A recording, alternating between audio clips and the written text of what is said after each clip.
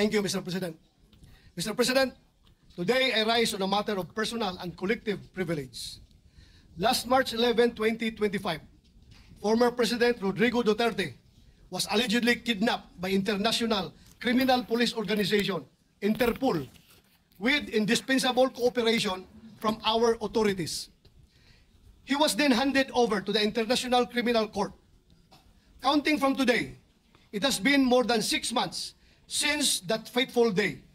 Halos 7 buwan na po mula noong araw na sa pilitang kinuha sa atin o kusang sinuko ng kasalukuyang administrasyon ang presidenteng mahal ng napakaraming Pilipino. Just this morning, I read a social media post on the official page of our Vice President Sara Duterte about alleged sham welfare checks conducted on former President Rodrigo Duterte. Let me quote her statement. I have received disturbing information from Malacanang that a report about former President Rodrigo Roa Duterte was submitted to President Ferdinand Marcos Jr. by the Philippine Embassy in The Hague. The officials entered the detention unit under the false pretense of conducting a welfare check and interviewed former President Rodrigo Roa Duterte. Welfare, Mr. President, checked by the very same ones who caused the former Philippine President, quite possibly the most well-loved Philippine President, to suffer in foreign jurisdiction. Anong klaseng welfare kaya ang kanilang sinisiguro? At kaninong welfare? Bold of them to assume that they are in any position to look into his well-being, when in the very first place, securing his well-being should have meant utmost respect for his person, as well as refusal to surrender him to a foreign court. Not because he was the 16th President of the Republic, but perhaps more importantly, because he is a Filipino. How could those who, months ago, could hardly follow proper legal procedure be now expected to conduct a lawful welfare check? At sa tingin niyo ba, Mr. President, komportable si former President Duterte na kasama ang mga opisyal na ito? Sila na bahagi ng administrasyon na dumakip sa kanya. Hindi ba, in layman's terms, kung na-high blood ka sa isang tao, mas gusto mo na lang siyang iwasan? At kung makita mo siyang muli at magtatanong pa siya sa iyo ng kung ano-ano mga tanong tungkol sa iyong welfare, ay tiyak na maha-high blood ka lang ulit. Isn't it safe to assume that their presence merely reminded President Duterte of the grievous injustice he was made to face on that fateful day in March this year? Gugustuhin ba ng isang tao na tumanggap ng dalaw mula sa mga nilalang na maaaring maging sanhi ng pagkulo ng kanyang dugo? Welfare check ba ito o operasyon para mapaikli ang buhay ng dating Pangulo? Kaninong welfare ba ang gusto nila niyong mapabuti? Baka ang mainam ay bulahin niyo na lang ang inyong mga sarili. Huwag niyo nang sayangin ang buwis ng taong bayan sa inyong kasinungalingan. Huwag niyo nang idamay ang dating Pangulo sa pagpapalapad niyo ng papel.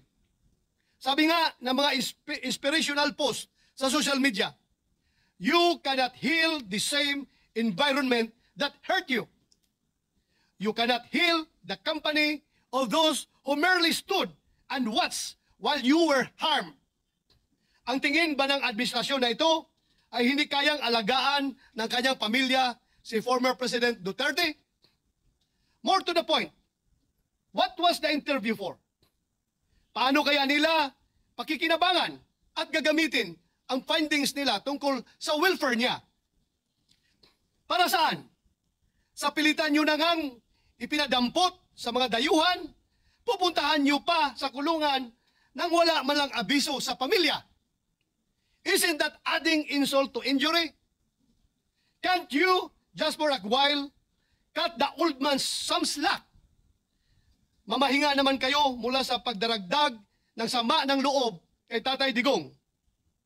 With all due respect to our Philippine Embassy in The Hague, I, along with so many of our fellow Filipinos, asked for answers.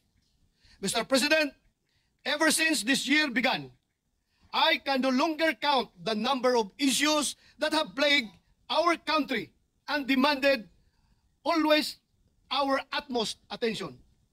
Often our deepest outrage, I believe I need not enumerate them anymore. And just last week, Mr. President, we began our 100-day countdown to Christmas. Therefore, I would not take it against the ordinary Filipino if they happen to forget what happened on March 11, 2025. But I haven't forgotten.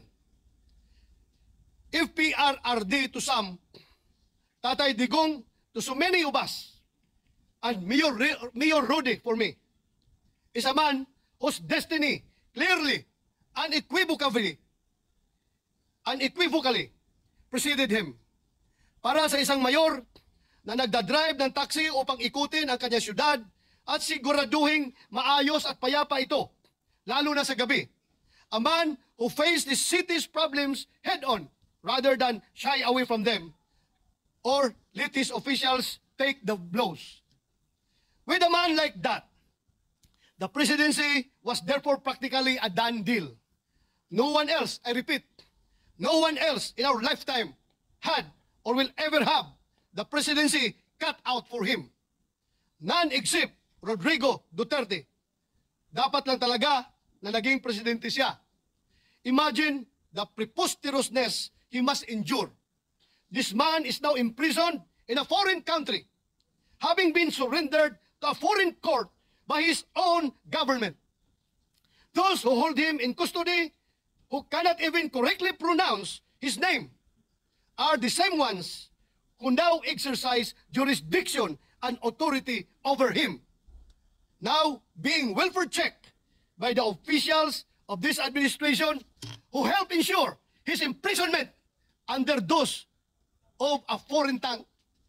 Again, I say preposterous, Mr. President. Sabi ng mga eksperto, ang average life expectancy ng isang Filipino male sa taong 2024 ay 71. 71.79 years old. Mr. President, sa kasalukuyan, si President Duterte raw ay may deteriorating cognitive condition na, ayon sa kanyang legal team, hindi na raw po fit to stand trial at butot balat na lang daw at hirap ng tumayo. Kung pagkaisipin, kung nasa 72 years old ang life expectancy ng isang lalaki dito sa atin, ibig sabihin, si President Duterte ay nabigyan na ng Panginoon ng bonus. Almost 10 years. He is now 82 years old. Siyempre, pinagpapasalamat natin yan. And yet,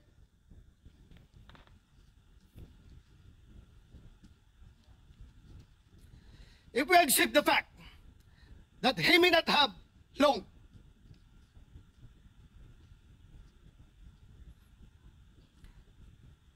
I hope with all my heart that he leaves this world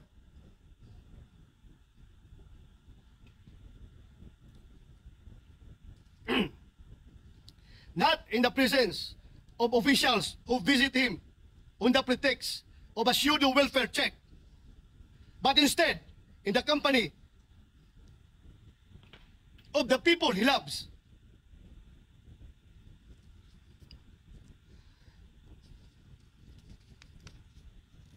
And who truly care for him. Since none of us here can even hope to match his patriotism, let us at least strive to be half as nation-loving as he was, as he still most certainly is. Kung gusto po natin magpakita ng malasakit sa ating dating Pangulong Duterte. Kung talagang gusto po natin masiguro na lagi siyang nasa mabuting kalagayan, ang nakikita ko pong isa sa mga solusyon ay masuportahan ng bulwagang ito ang kanyang interim release. Or more conservatively, let us at least take up proposed Senate Resolution number 18 or resolution expressing the sense of the Senate strongly urging the Philippine government to advocate before the International Criminal Court for the interim release of former President Rodrigo Rua Duterte in a form of house arrest arrangement in a residence in The Hague, the Netherlands. Hindi naman siguro kalabisan ang hiling na yan. Sa tingin ko ay hindi naman sobra.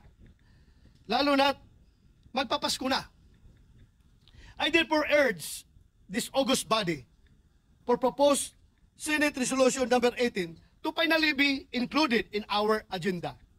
I am asking this not just as a senator, but as a Filipino who believes that one of the best, most patriotic among us who ever lived does not deserve to spend his remaining years in a foreign prison that does not even speak his language, much less feel like home. In the end, perhaps, this is the least that we can do in the name of all that he has done for this nation. Maraming salamat, Mr. President.